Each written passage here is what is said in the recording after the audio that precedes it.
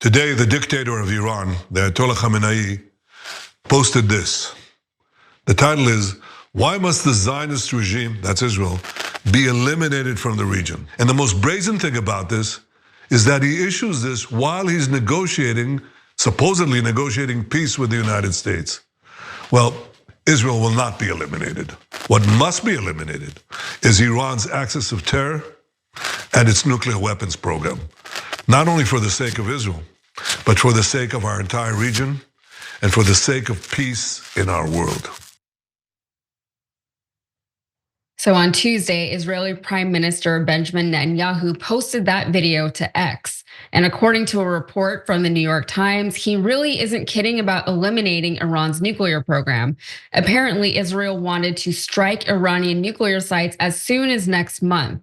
But President Donald Trump, with the backing of Vice President J.D. Vance, Chief of Staff Susie Wiles, Defense Secretary Pete Hegseth, and Director of National Intelligence Tulsi Gabbard, they decided to pursue negotiations with Iran instead of military force. And there's a lot more to this story, but Cenk, what are your thoughts so far? Okay, buckle up, everybody. This is the New York Times reporting, okay? This isn't me reporting, it's the New York Times. So if what they're reporting is true and Trump prevented the attack, wow, that is an amazing twist that a lot of folks did not see coming, and it would be very positive. And is it over? Of course, it's not over yet. Netanyahu is always going to push and push. But also later in the story, you're going to see not only the details of how we prevented Israel from doing this, not only the details of how much they wanted us to fight the war almost exclusively, I find that super interesting, but also some of the folks within the administration who said, no, don't do this. Also super interesting. Yeah, this story has layers to it. All right. So Israel developed plans to strike Iran in May, and their goal was to delay the production of Iranian nuclear weapons by a year or more. So here's more on that from the New York Times report that we mentioned earlier. It says almost all of the plans would have required the US help, not just to defend Israel from Iranian retaliation, but also to ensure that an Israeli attack was successful, making the United States a central part of the attack itself. And Israeli officials thought that American officials would be on board with those proposals. The Trump administration debated the issue for months, and as we've reported previously on this show, the Trump administration has been positioning military assets around the Middle East as a show of force to Iran. But a key voice of resistance emerged against that strategy, and that was actually Tulsi Gabbard.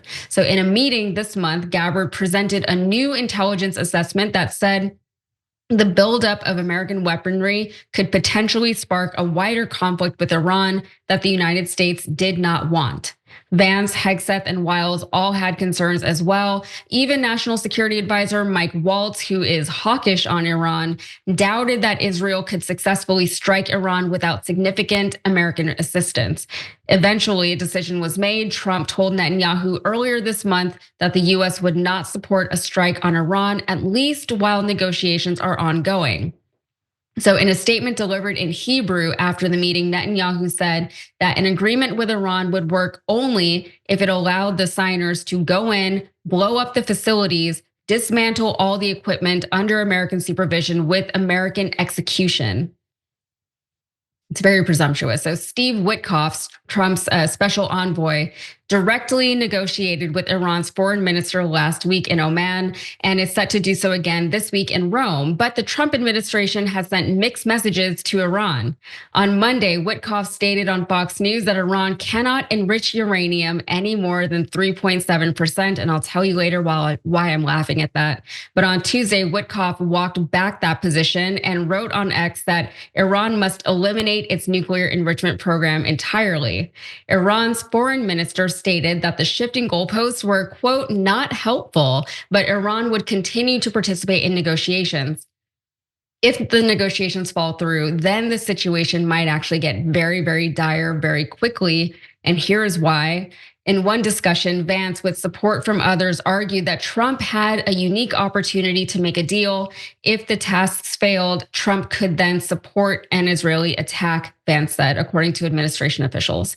So, Cenk, before I get your thoughts on this, I want to go back to these shifting goalposts that Iran finds so irritating. And I just want to point out that Witkoff initially said that Iran would not be allowed to enrich the uranium above 3.7% before changing his mind and saying they can't enrich the uranium at all.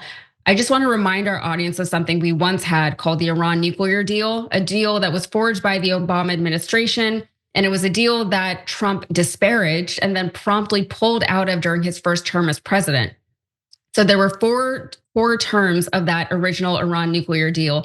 Iran would have to give up 97% of its uranium. They would have to reduce its number of centrifuges from 20,000 to 5,000, plus an additional 1,000 for R&D.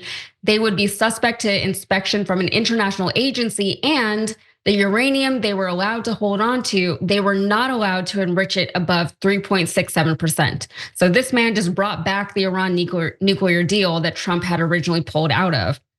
The reason why 3.67 or 3.7 is significant, by the way, is because it allows for the uranium to be used as a source of nuclear energy. But in order for uranium to be used in nuclear weaponry, it would have to be enriched all the way up to 90%. So I just wanted to point that out for everyone. Do with that what you will. But Cenk, I feel like Trump doesn't actually want to deploy troops anywhere, even though he may threaten to, maybe as a negotiation tactic with other countries, because he really has built up his reputation as being an anti-war president. Yeah, so lots to go over here. So number one, I got to give Trump a lot of credit here. I mean, I'm going to take the New York Times reporting at face value here. It seems to be really well sourced. And by the way, they wouldn't have leaked this unless they had made a pretty definitive decision. Otherwise, they're giving away how they were going to do the attack if they had done it, right? So this seems like a pretty solid story. And so the jury was very much out on whether Trump was actually anti-war or he was just pretending to be anti-war to get elected, but then would do whatever Miriam Adelson and the donors wanted him to do. And so far he has done that in basically, arresting and trying to deport any critic of Israel that isn't a US citizen, and now looking into some US citizens as well. So he's been as hard right-wing Israeli supporter of Netanyahu as you could find on those issues. That is why this is stunning and terrific.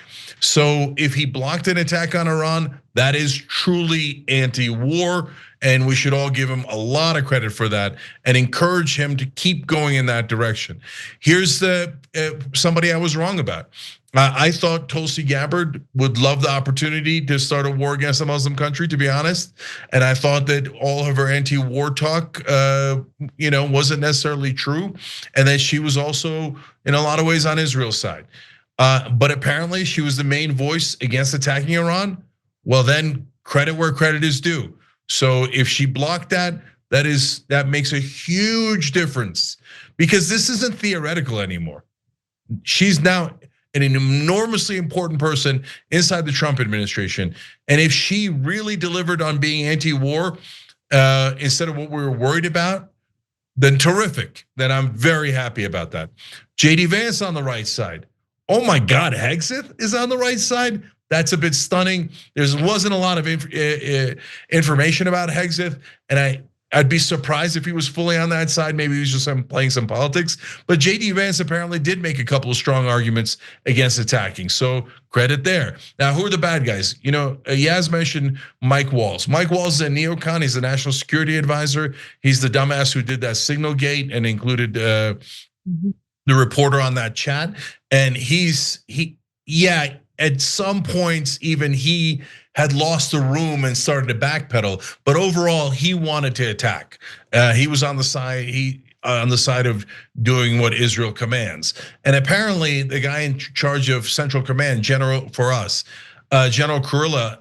is someone that Netanyahu really likes, and he wanted to do the bombing before Kurilla retired, because apparently Kurilla is a warmonger neocon and wanted to do the bombing. So those Waltz and Kurilla are the bad guys here. Gabbard and Trump actually deliver on anti-war. All of that is amazing, and yes, a little stunning. Let's hope that the New York Times is right about this. If they manage to prevent the war, that's a huge win, and give credit on another factor. I mean, there have not been very many presidents in my lifetime that have ever defied Israel on anything they have ever asked for. Barack Obama defied them on the Iran nuclear deal, which he deserves a lot of credit for. And now Trump seems to be defying them on striking Iran. And yeah, his last thing for now is I agree with you on that Iran nuclear deal. That was Obama's deal was fantastic. They could not enrich uranium past 3.5%. Whatever stockpiles they had were shipped out of the country to Russia. We had their nuclear program completely contained, because I don't want Iran to have a nuclear program, and I don't want war. And Obama had somehow pulled off this miraculous, wonderful peace deal where we got exactly what we wanted. Since Trump took us out of that deal, which was a terrible mistake back in 2018, now Iran is enriching uranium at 60%. And they're much closer to having a nuclear program after all these years, because they had no incentive to do a deal with us. So they went in the other direction.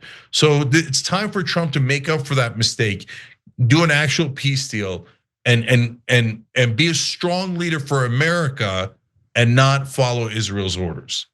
Yeah, and this whole thing, this whole story, there's so much geopolitics that goes into this. There's so many different angles to consider whatever we're talking about, anything in the Middle East, really, because everybody has allies everywhere.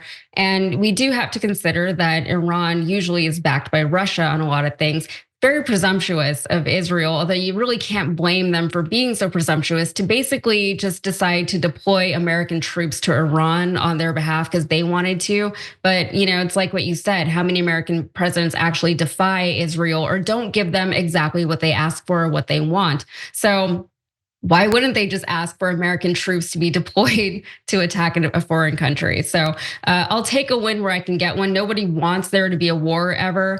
I am very happy with this outcome. Do I trust the motives? No, I don't, but at the end of the day, that's not really what matters. I'm just glad that conflict was averted, why ever it was averted. And that's where I will leave that.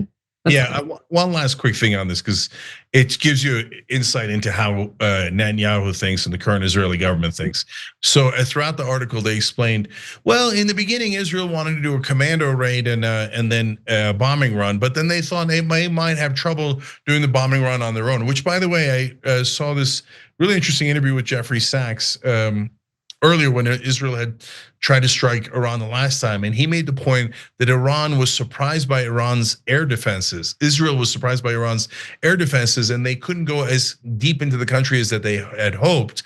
And so if they were gonna attack their nuclear program, they needed American planes to do it. And it turns out he was exactly right, because this New York Times article explains the Israelis realized they couldn't do the bombing raid on their own. So here, I'll give you one of these quotes, but there's multiple quotes like this throughout the piece. To be successful, Israeli officials wanted American planes to conduct airstrikes, protecting the commando teams on the ground. And then later they were like, well, I don't know if we're gonna have commando teams. So why doesn't America do all of the airstrikes? And oh, by the way, after Iran retaliates, then America should defend Israel and then hit him again and again and again. So yeah, we would be a quote unquote central part of the attack, as in it turns out we would be the attack. That was basically Netanyahu saying, hey, America, I'm ordering you to attack Iran. And so if Trump said, no, you're not, I'm not attacking Iran, I don't care what you ordered me to do, you have to give him a world of credit for that. Yeah, I think that's fair. Also, just for the viewers, I know we have to wrap up this hour, but you were giving me some credit for my name. You really like my name. So I looked up what your name means. And just for everyone to know, your name means war or battle. So there you go. Got that right, sister. Yeah. Pretty fitting. My name is a flower. Also fitting. Okay. What a team we are. So. Indeed. Every time you ring the bell below, an angel gets his wings. Totally not true, but it does keep you updated on our live shows.